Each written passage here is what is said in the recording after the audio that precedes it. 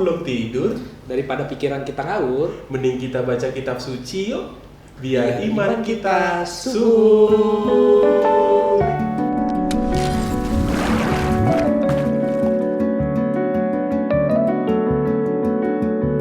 Bapak Ibu dan saudara-saudari sekalian, mari kita dengarkan bacaan Injil untuk hari Jumat, pekan biasa yang ke-15.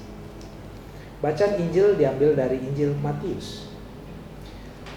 Pada suatu hari Sabat, Yesus dan murid-muridnya berjalan di ladang gandum. Karena lapar, murid-muridnya memetik bulir gandum dan memakannya. Melihat itu, berkatalah orang-orang Farisi kepada Yesus, "Lihatlah, murid-muridmu berbuat sesuatu yang tidak diperbolehkan pada hari Sabat." Tetapi Yesus menjawab, "Tidakkah kalian baca apa yang dilakukan Daud ketika ia dan para pengikutnya lapar?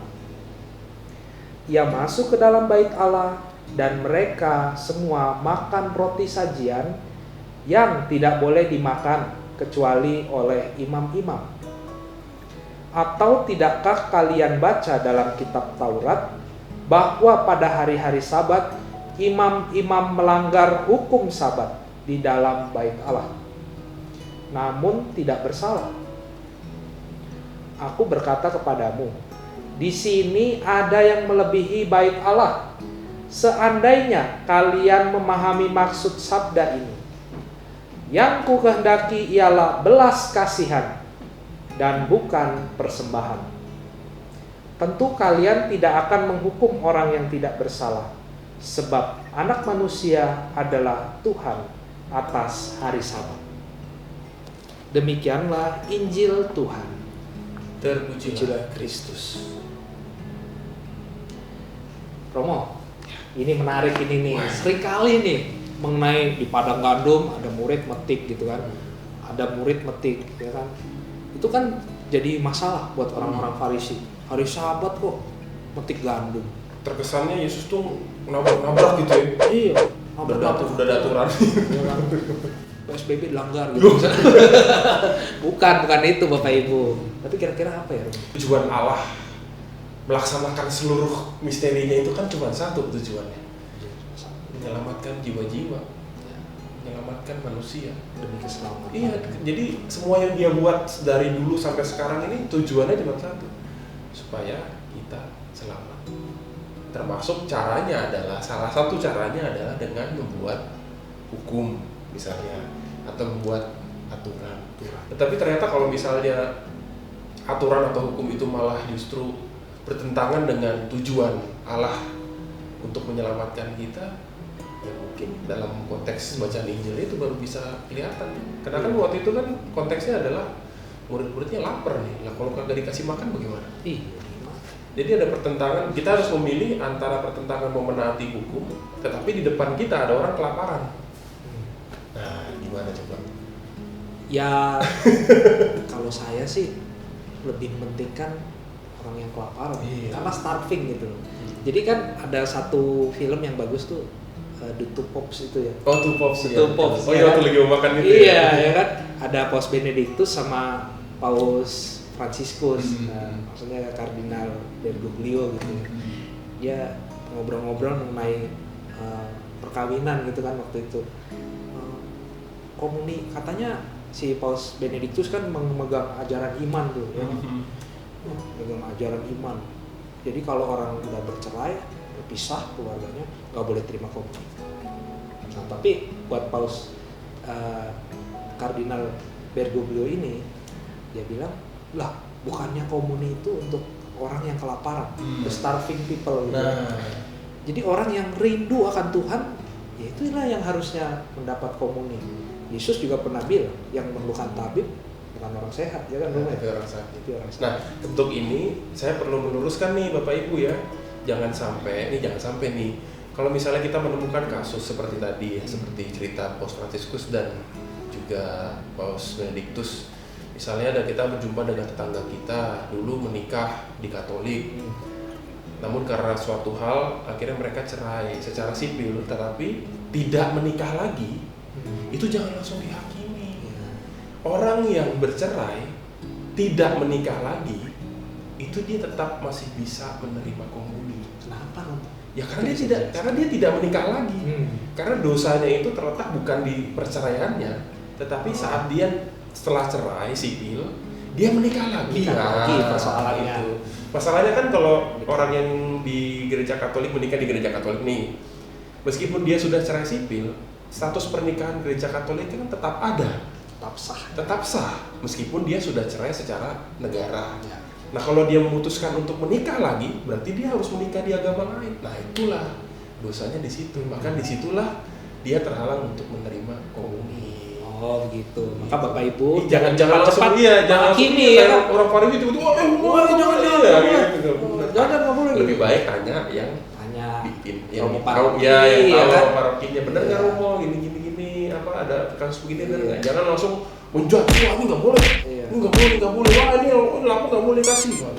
Saya prodiakon bagi komuni, nggak boleh kan? Jangan gitu, kasihan. Kita malah justru menjadi lebih keras daripada Tuhan sendiri. Tuhan sendiri sudah mengatakan, aku lebih mementingkan belas kasihan daripada persembahan. Coba, masa kita malah jadi lebih keras daripada Yesus yang mau berbelas kasih? Kan lucu juga. Maka sebenarnya hukum itu kan dibuat supaya membantu, sebetulnya hukum itu membantu kita untuk hidup bersama ya. Iya. Dan kalau kita baca juga, mungkin Frater juga udah belajar ya di kitab hukum kanonik kan, hukum paling utama salus animarum suprema lex ya. Hukuman jadi dari nomor 1 sampai nomor 3000 sekian, nomor terakhir adalah untuk keselamatan jiwa-jiwa. Jadi semua itu runtuh atas nama keselamatan jiwa-jiwa. Gitu ya. Jadi memang bahkan kalau misalnya ada suatu umat yang sudah berdosa secara nyata ya, dan dia belum menerima pengakuan dosa misalnya, dan di saat-saat terakhirnya dia minta perminyakan, itu kita harus melayani. Jangan merasa, wah saya tahu ini Romo, dia seumur hidupnya berbuat jahat, nggak pernah bertobat, nggak layak Romo dia dikasih perminyakan sebelum meninggal. Wah nggak bisa gitu. Kita tetap juga Yesus bilang terhadap Zakheus, dia ini juga anak Abraham yang harus diselamatkan. Ya iya. Betul. Jadi keselamatan itu ya sebenarnya untuk semua orang kan. Semua orang tidak pandang bulu, tidak pandang suku, ras, agama, semua. Iya. Tapi untuk kita semua. Iya. Nah, ini karena di sini disebut lagi nih. Di sini ada yang melebihi bait Allah. Maksudnya ya Yesus sendiri. Dia sendiri. Karena orang berpuasa, melakukan hukum Taurat bukan untuk bait Allah, bukan ya, untuk Tuhan sendiri. Sebagai persembahan hidup dan persembahan hati. Nah, maka Bapak Ibu dan saudara sekalian, mungkin kita bisa mulai bertanya ke dalam diri kita. Apa yang kita persembahkan kepada Tuhan? Kita menjalankan ibadah-ibadah kita demi aturan gereja, harus setiap minggu ke gereja kah? Atau dari kehausan rohani kita? Karena kita punya kasih. Kita datang untuk berdoa untuk orang misalnya, itu kan kasih juga. Aku berdoa untuk orang yang membutuhkan doa-doaku, aku datang ke gereja misalnya. Ya, macam-macam motivasi lah bisa kita. Ya, maka coba Bapak Ibu kita renungkan bersama, apakah yang menjadi utama dalam kehidupan keagamaanku itu hukum, aturan-aturan boleh atau tidak, ataukah belas kasih, hati yang murah hati seperti yang dimiliki oleh Tuhan. Mari kita hening sejenak.